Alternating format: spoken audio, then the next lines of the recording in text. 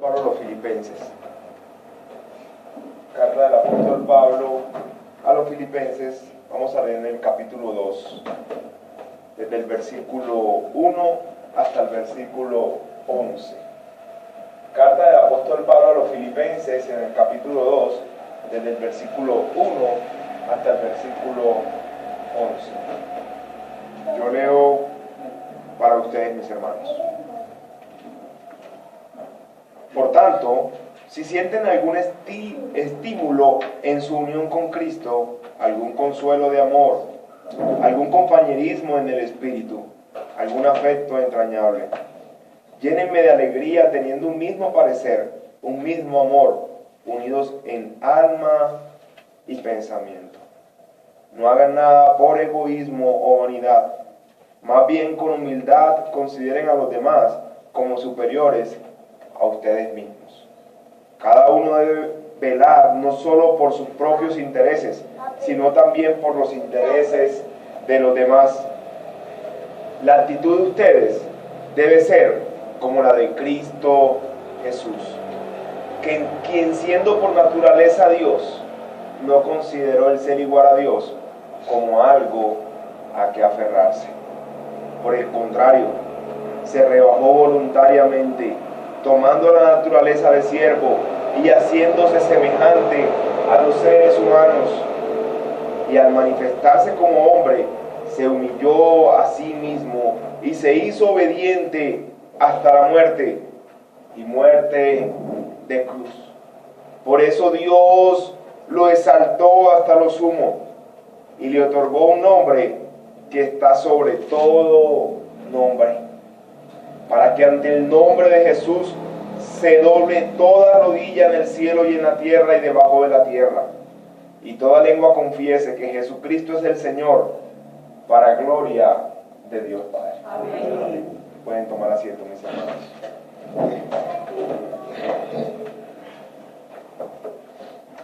Para empezar es importante, hermanos, recordar un poco el contexto de esta carta. La carta de Pablo a los Filipenses. La iglesia de Filipo fue fundada por el apóstol Pablo. Fue la primera iglesia que el apóstol Pablo fundó en toda Europa. Sin embargo, luego de Pablo haber fundado esta iglesia, él se retiró a continuar con su obra misionera, y aproximadamente 10 años han pasado desde que Pablo y los filipenses no han vuelto a tener otro encuentro personal. Sin embargo, a través del contenido de esta carta se evidencia el aprecio especial que hay tanto de Pablo hacia los filipenses como de los hermanos de Filipenses hacia el apóstol Pablo. De tal manera que, a pesar de que Pablo está en la cárcel preso, ellos envían al hermano Epafrodito con una ofrenda especial para el apóstol Pablo. Y Pablo, a través del contenido de toda esta carta, les manifiesta un amor muy especial que siente por ellos. En el capítulo 1 les dice que él todo el tiempo está orando por ellos. Y en el capítulo 4 les dice que ellos son su gozo y su corona. El trato que Pablo tiene hacia los hermanos de la iglesia de Filipo es un trato muy especial. Algunos plantean el tema central de la carta de Pablo a los filipenses es el gozo. Yo creo que estamos de acuerdo. Estoy de acuerdo igual también con esto. Sin embargo, hay otro tema que corre a la par con el tema del gozo en toda la carta, y es el tema de la humildad. El tema de la humildad, dejándonos claro que un requisito o un deber incondicional para poder experimentar el gozo en toda su plenitud es la humildad. Y ese es el tema de nuestro pasaje, un llamado, una exhortación amorosa a vivir en humildad. Una exhortación amorosa a vivir en humildad. Veremos nuestra enseñanza en 3 puntos. Nuestra enseñanza la veremos en 3 puntos. El primer punto va desde el versículo 1 hasta el versículo 4. Desde el versículo 1 hasta el versículo 4, la humildad demandada. La humildad demandada. Nuestro segundo punto va desde el versículo 5 hasta el versículo 8. La humildad testificada. Testificada. Testimonio como testimonio.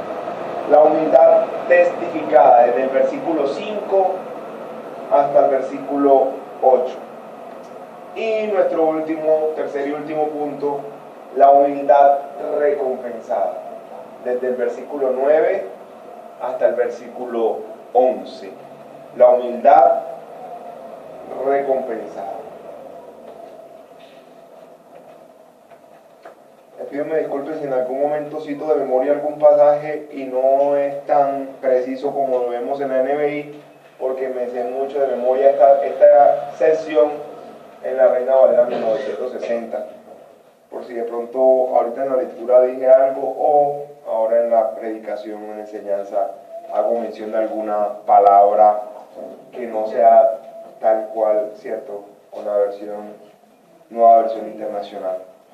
Empecemos entonces, mis hermanos, con nuestro primer punto, la humildad demandada. Dice el versículo 1, por tanto, si sienten algún estímulo en su unión con Cristo, algún consuelo en su amor, algún compañerismo en el espíritu, algún afecto entrañable. La frase con la que empieza esta unidad de pensamiento, este texto, por tanto, nos deja claro que Pablo ya viene diciéndoles algo anteriormente, ¿cierto? Lo que les va a decir a continuación depende de lo que les ha dicho previamente. Ya en el versículo 27 del capítulo 1, del versículo 27, Pablo había llamado a los hermanos de la iglesia de Filipo a comportarse como es digno del evangelio de Jesucristo, que se esforzaran por la unidad, que se esforzaran por el amor mutuo. Les había solicitado ya también en el capítulo 1, en los versículos 9 al versículo 11. Y les había dicho al principio, empezando la carta, en su oración por ellos, les había expresado cuál es el motivo principal por el cual él oraba por ellos. Él oraba por ellos por su unidad. Así que Pablo sabe que a quienes le está escribiendo es a una iglesia verdadera. Pablo sabe que le está escribiendo una iglesia verdadera, así que él cuando dice, por tanto, si sienten algún estímulo en su unión con Cristo, algún consuelo en su amor, algún compañerismo, él sabe que la respuesta que ellos le van a dar es, claro Pablo, por supuesto lo existe. Pablo sabe que los hermanos de la iglesia de Filipo son verdaderos creyentes. Son verdaderos creyentes. En el capítulo 1, en el versículo 6, hay uno de los pasajes más conocidos en la Escritura cuando él dice, estoy convencido de esto, el que comenzó tan buena obra en ustedes, la irá perfeccionando hasta el día de Cristo Jesús.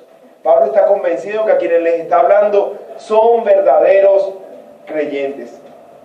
Y Pablo estaba convencido también de la salvación de estos creyentes. En el capítulo 4, en el versículo 3, él se refiere a dos hermanas muy especiales dentro de esta congregación, pero a las cuales de manera particular está dirigiendo esta exhortación, al igual que el resto de la iglesia. Son dos hermanas llamadas Evodia y Síntique. Dos hermanas muy queridas, dos hermanas muy amadas, pero que al parecer, por algunas diferencias internas, no tenemos detalles en las escrituras de cuáles fueron esas diferencias.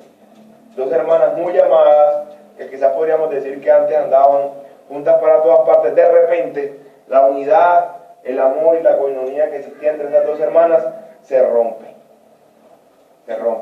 Pero, a pesar de esa situación que está sucediendo al interior de la iglesia, a pesar de esa situación que está sucediendo entre estas dos hermanas, Pablo está convencido de la salvación de las personas de esta congregación y aún de la salvación de estas dos hermanas. Dice en el capítulo 4, el versículo 3. En el versículo 3 dice, y a mi fiel compañero te pido que ayudes a estas mujeres que han luchado a mi lado en la obra del evangelio, junto con Clemente y los demás colaboradores míos, cuyos nombres están en el libro de la vida. Cuyos nombres están en el libro de la vida. Así que cuando Pablo inicia esta sesión de la carta, él está convencido de que está hablando a verdaderos creyentes y que lo que ellos le van a responder a Pablo es: sí, Pablo, si hay consuelo de amor en nosotros, si hay un amor entrañable, si hay comunión con Cristo. Así que como él sabe que la respuesta es sí, él les va a decir entonces lo que ellos deben practicar.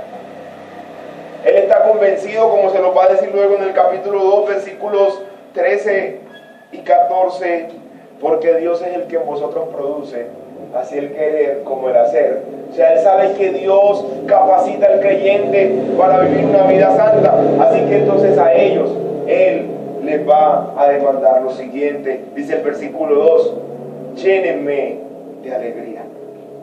En el capítulo 1, Pablo les había contado a los filipenses las situaciones tan impresionantes y tan difíciles por las que él estaba pasando. Él estaba preso. Pablo estaba preso. Y los lugares donde metían presos a estas personas no eran lugares a pesar de que las situaciones en las cárceles hoy día son muy complicadas, antes eran mucho más complicadas. Al punto que miren que Pablo está en la cárcel y los hermanos de la iglesia de Filipo tienen que mandarle una ofrenda. ¿Por qué? Porque aún el sostenimiento del que estaba preso dependía de sus familiares y de sus allegados. O sea, la situación de Pablo en la cárcel era una situación muy, muy complicada. Y Pablo les dice en el capítulo 1 que a pesar de que su situación es tan complicada y de que posiblemente el resultado de su cárcel sea la muerte, él les dice en el versículo 18, yo en esto me gozo. Yo en esto me alegro y me alegraré aún. Me seguiré alegrando, me seguiré gozando.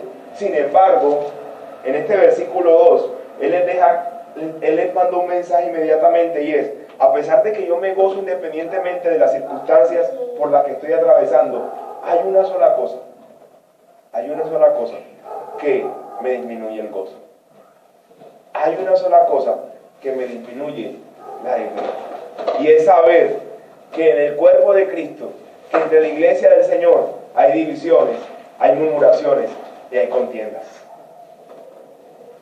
El varón del gozo incondicional, el apóstol Pablo, les dice a los hermanos: hermanos, a mí hay una sola cosa, a mí ni la cárcel, a mí ni el padecimiento, a mí ni el hambre, a mí ni siquiera el saber que tengo un problema en la vista y el Señor me dijo no te voy a sanar, eso no me disminuye el gozo, pero sí me disminuye el gozo saber que en medio de la iglesia del Señor, haya divisiones, haya murmuraciones y haya contiendas. Llénenme de alegría, dice el versículo 2. Dice el versículo 3, no hagan nada por egoísmo o vanidad, más bien con humildad, consideren a los demás como superiores a ustedes mismos. Al parecer algunos hermanos de la iglesia estaban haciendo cosas muy buenas, ¿cierto?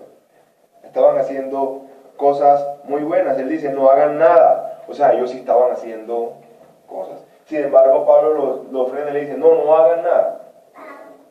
Si lo van a hacer por contienda o por vanagloria. Es como si les estuviera diciendo, aunque lo que ustedes piensen hacer, aunque lo que ustedes vayan a hacer, si lo van a hacer con una motivación pecaminosa, más bien no lo hagan. Aunque lo que ustedes piensen hacer o vayan a hacer sea bueno o muy bueno, si lo van a hacer con una motivación pecaminosa, más bien no lo hagan. Si quizás lo que van a hacer lo tienen la intención de sobresalir, de demostrar que son mejores que los demás, no lo hagan. No lo hagan. Para demostrar que eres más inteligente, para demostrar que tienes mejor doctrina que los demás, no lo hagas. Nada hagas por vanagloria. Nada hagas por vanagloria. Así que el Espíritu Santo quería que los hermanos de la iglesia de Filipo y también nosotros hoy entendiéramos que si las motivaciones nuestras son orgullosas, más bien nos abstengamos de hacer aquellas cosas que pensamos hacer. Dice el versículo 4, cada uno debe velar no solo por sus propios intereses, sino también por los intereses de los demás. Escuché una frase que dice, el orgulloso no escucha porque ya sabe. El orgulloso no escucha porque ya sabe. Y también ya sabe que va a responder. Para que escucha, ¿cierto? El orgulloso no escucha. Es como si le estuviera diciendo, dense la tarea de escuchar, dense la tarea de estimar a los demás como superiores a ustedes mismos. En la iglesia de Filipo había una estratificación mucho más evidente que la que hay en nuestro tiempo, ¿cierto? Ahorita vemos estrato 1, estrato 2, estrato 6, y hay personas que viven en el estrato 1 y a veces tienen mejores condiciones o mejores capacidades o cualidades que otros que viven en el estrato 6. No, acá era totalmente diferente porque la estratificación sí era muy marcada. Dentro de la iglesia de Filipo, lo más seguro es que habían hermanos que eran esclavos. Esclavos. Y el esclavo era total pertenencia de su amo. Al punto que si un amo mataba a un esclavo, no pasaba nada. Era su pertenencia. Era su pertenencia. Y así que Pablo le está hablando ahí a un grupo, o están leyendo la carta en un grupo, donde hay esclavos, donde hay amos, donde hay soldados, que eran de los altos rangos. Y Pablo le está diciendo, considérense todos, cada uno, como inferiores a los demás. Consideren a los demás como superiores a ustedes. Consideren a los demás como mayores a ustedes. Así que imagínense ustedes cómo estos hermanos reciben esta exhortación de parte de Pablo. Es como si le estuviera diciendo a Evodia, considera a Sintique como superior a ti misma. Hermana, considera a la hermana que te ha agraviado como superior a ti misma.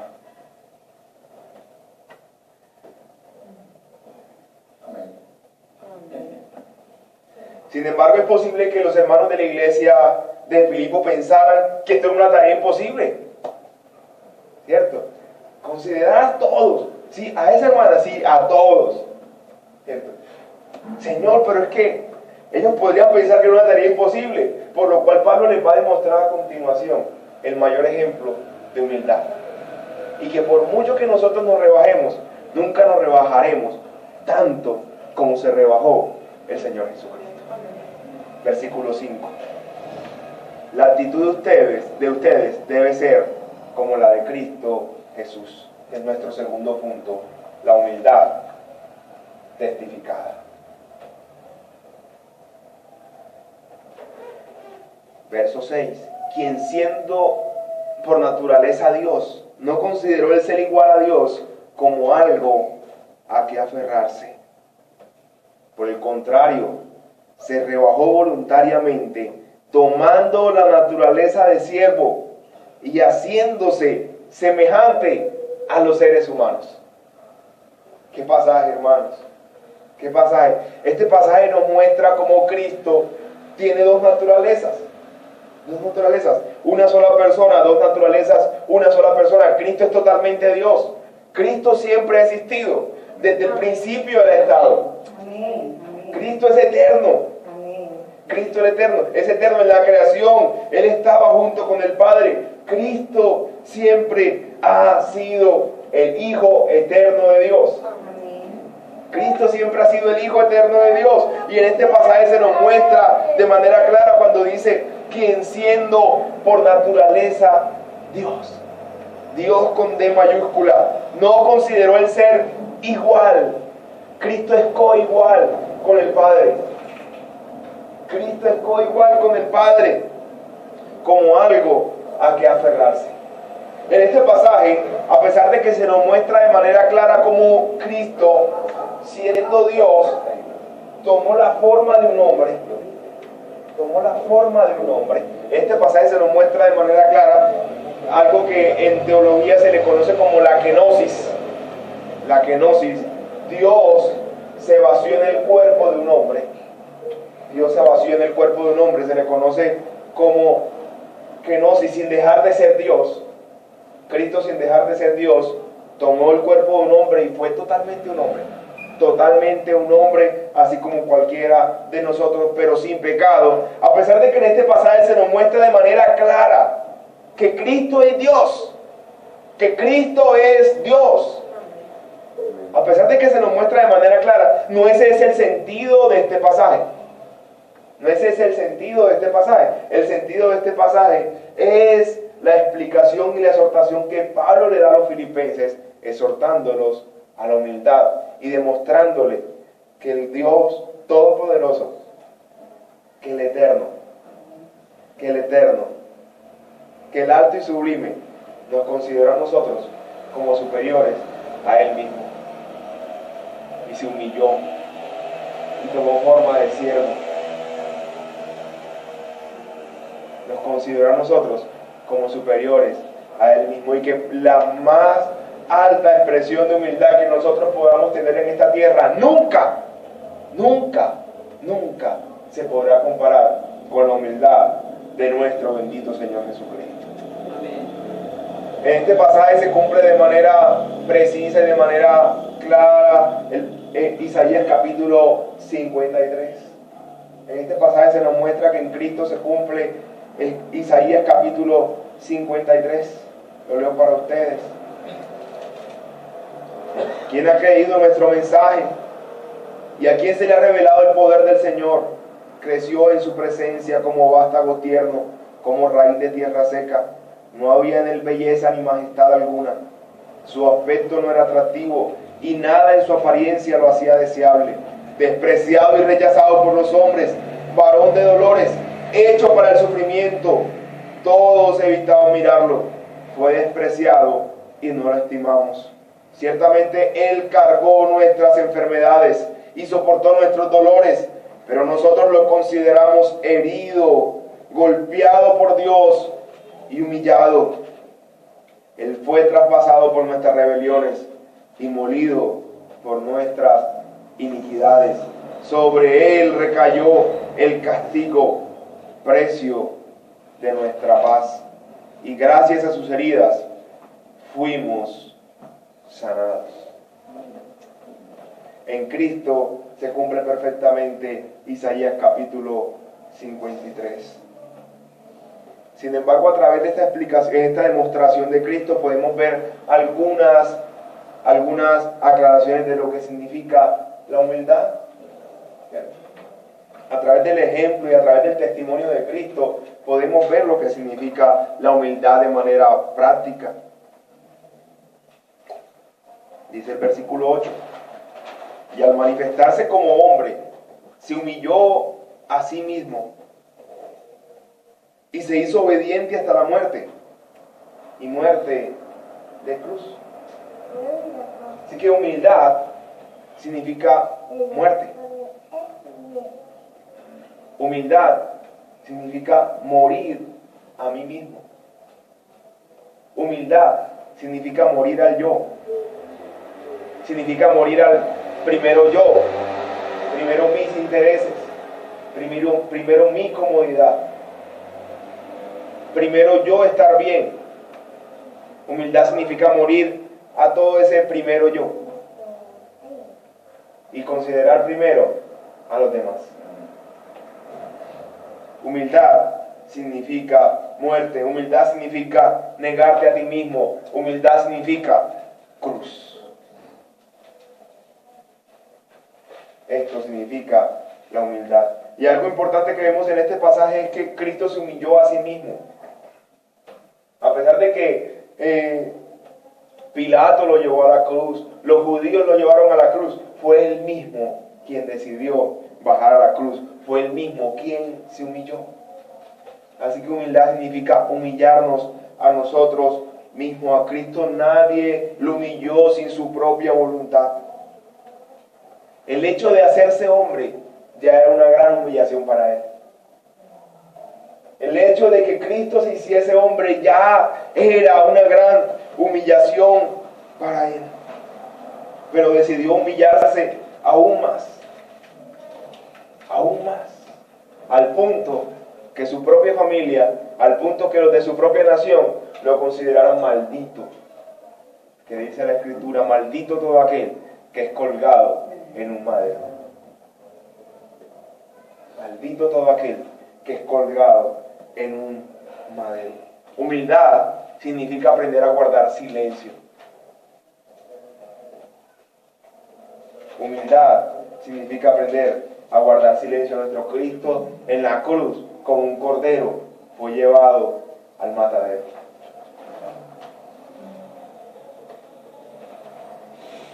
Y significa guardar silencio aún estando convencido de que tienes la razón. Aún estando convencida de que tienes la razón. Cristo tenía la razón. Cristo tenía totalmente la razón. Es más, el único que podamos estar totalmente convencidos de que tenía la razón, de que injustamente fue llevado a la cruz, Él guardó silencio. Él guardó silencio. Y algo importante con respecto a esto es que la humildad de Cristo fue incondicional. La humildad de Cristo fue incondicional. Él no fue humilde con quienes se lo merecían. Cristo no fue humilde con quienes se lo merecían. Él fue humilde, dice Romanos capítulo 5, versículo 8, más Dios muestra su amor para con nosotros, en que siendo aún pecadores, Cristo murió por nosotros. Cristo no fue humilde con nosotros porque nosotros no lo merecíamos. Él fue humilde con nosotros, aun cuando nosotros no lo merecíamos. Sin embargo, es importante, hermanos, que entendamos y que recordemos que posiblemente la humildad, nuestra humildad, el actuar en humildad no tenga recompensas inmediatas, no tenga recompensas temporales. Y eso lo vemos claramente en Cristo. Cristo, nuestro mayor ejemplo de humildad, se comportó humildemente, vivió humildemente. ¿Y qué hicieron? Lo llevaron a la cruz. Lo crucificaron, lo humillaron aún más. Lo humillaron aún más. Así que es posible que cuando vivas en humildad, el resultado sea más menosprecio, más dolor, más humillación. Es que, sin embargo, esto nos conduce a nuestro tercer y último punto, la verdadera recompensa de la humildad. La humildad recompensada. Versículo 9 al versículo 11. Por eso Dios lo exaltó hasta lo sumo y le otorgó un nombre que está sobre todo nombre. Y le otorgó un nombre que está sobre todo nombre, para que ante el nombre de Jesús se doble toda rodilla en el cielo y en la tierra y debajo de la tierra. La recompensa de la humildad es eterna. La verdadera recompensa de la humildad es eterna. La recompensa de la humildad viene de parte de Dios. La recompensa de la humildad viene de parte de Dios. Si te comportas humildemente esperando recompensa de los hombres, puedes terminar más desilusionado. Pero si te comportas humildemente esperando la recompensa de Dios, seguramente la recibirás.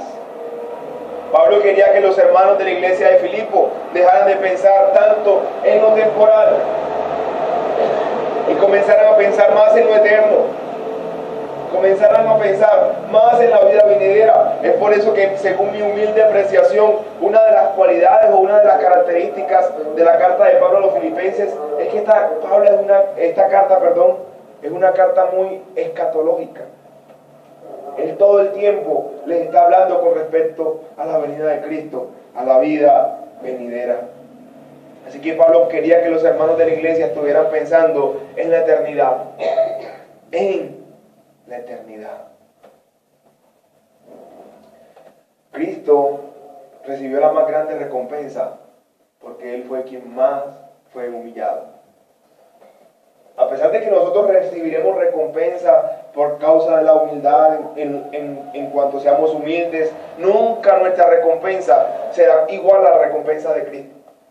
Porque nunca nuestra humildad será igual a la humildad de Cristo. Nunca nuestra humildad será igual a la humildad de Cristo. Así que no sé si de pronto alguno de ustedes ha escuchado la expresión, ¡qué humillación tan grande!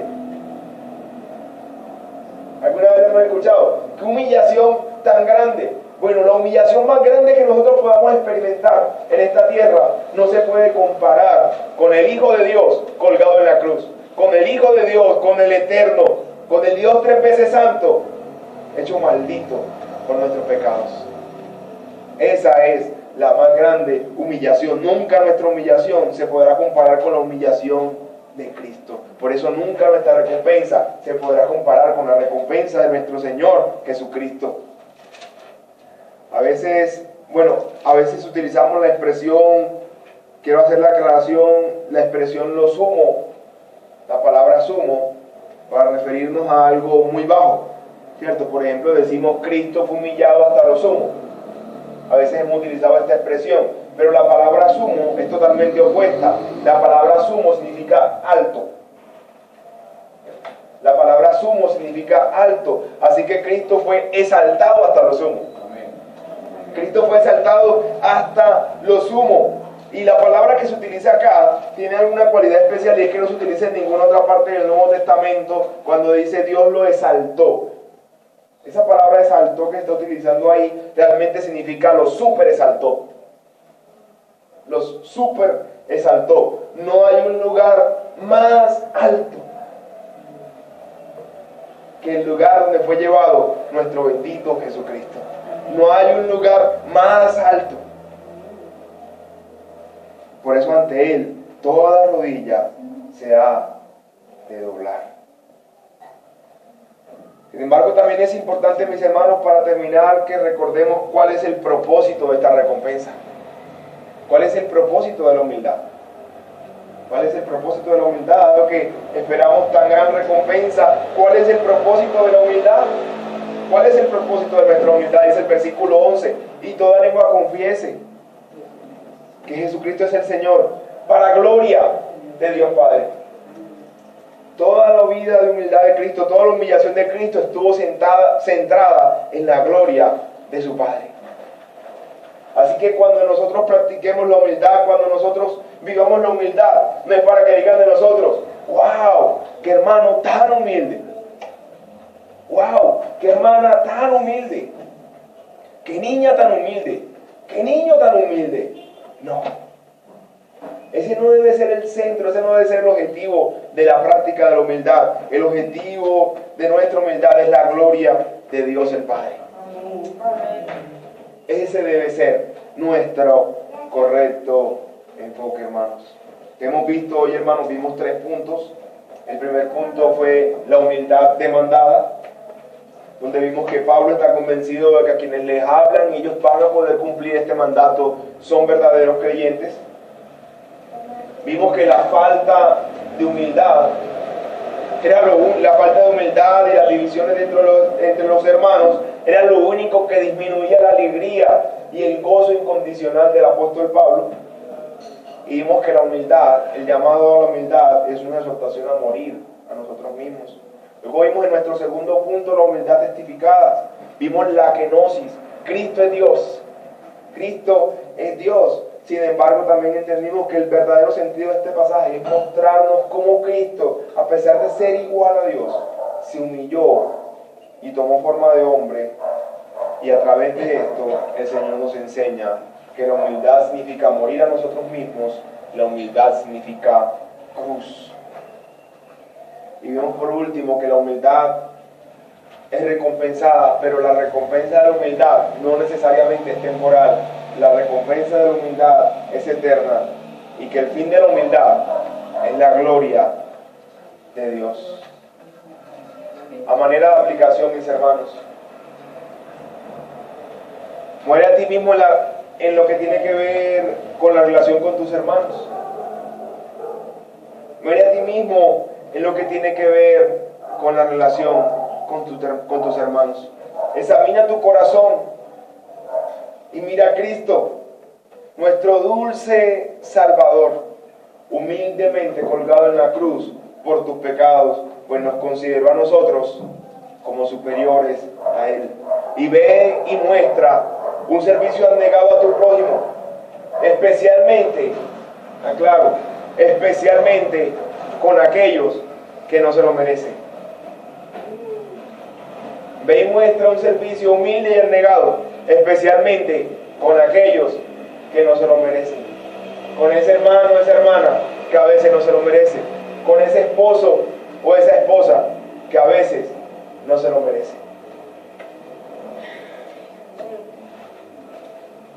Si humilde la relación con tu cónyuge. ¿Cuántos matrimonios hoy están al borde del divorcio? ¿Cuántos matrimonios hoy están en relaciones tensas y difíciles? ¿Por qué? Porque falta humildad. Porque falta entender que el otro es superior a ti mismo. Si hay algo que nos muestra más la gloria de Cristo, es su humildad. Si hay algo que nos muestra más la grandeza del Señor, es humildad. Así que si hay alguien que si vive conforme a la palabra de Dios, va a experimentar más gozo y más deleite al hacer lo que Dios demanda, es la mujer. Si hay alguien que tiene cómo experimentar y vivir este mandato, es la mujer. El llamado que Dios ha hecho de una manera tan especial a la mujer, a vivir en humildad y en sujeción a su marido. Ella tiene cómo experimentar y cómo expresar y cómo demostrar de manera más gloriosa la humildad del Señor. Sin embargo, también nosotros los esposos estamos llamados a considerarlas a ellas como superiores a nosotros mismos. Considerar a nuestro cónyuge como superiores a nosotros mismos. Los niños, considerar a sus hermanos como superiores a ustedes mismos. En nuestras relaciones laborales, considerar a nuestros compañeros como superiores a nosotros mismos. En caso de que haya un no creyente en este lugar en esta mañana, quisiera enseñarle y recordarle que Satanás no fue arrojado del cielo por fornicario, por adúltero, sino por orgulloso. Satanás fue arrojado del cielo por orgulloso. Y Cristo es la única medicina para este gran pecado. El Señor le bendiga a mis hermanos. Hermano, le hago una pregunta. Ay, sí, hermano. El propósito y la recompensa, pues, viene a ser lo mismo.